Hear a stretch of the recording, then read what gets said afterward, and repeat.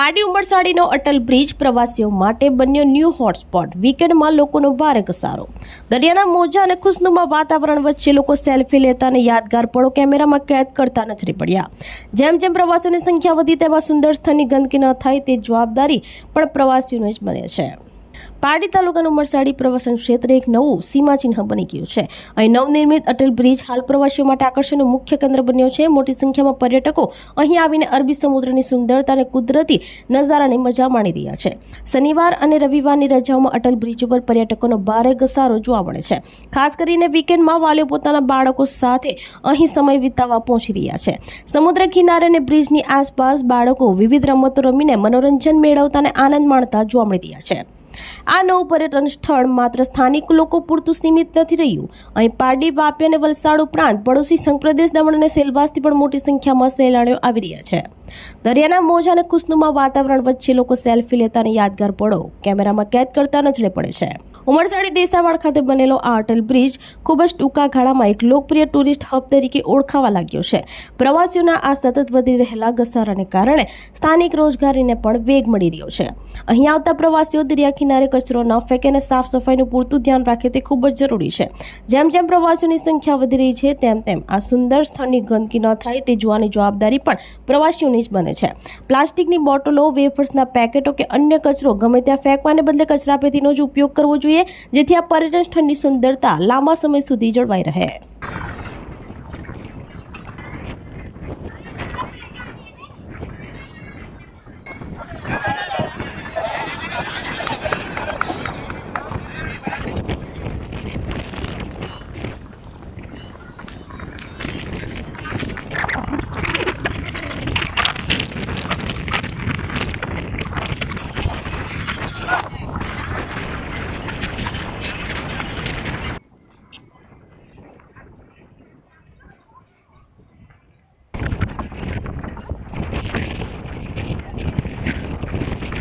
તો અહીંયા અટલ બ્રિજ પર લોકો સહેલાણી કરવા આવે છે શનિ રવિવારના। અહીંયા ખૂબ જ દૂર દૂરથી વલસાડથી તે વાપીથી લઈને ખાસ એક ટુરિસ્ટ લોકો એક મીટ થઈ ગયું છે પારડી ખાતે।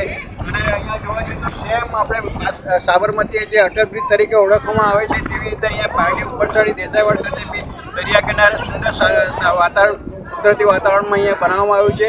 અને આ બ્રિજ માટે ખૂબ જ અહીંયા એની પ્રશંસા થઈ રહી છે। ખાસ કરીને અહીંયા સ્થાનિક લોકોને બી રોજીરોટી મળી રહી છે।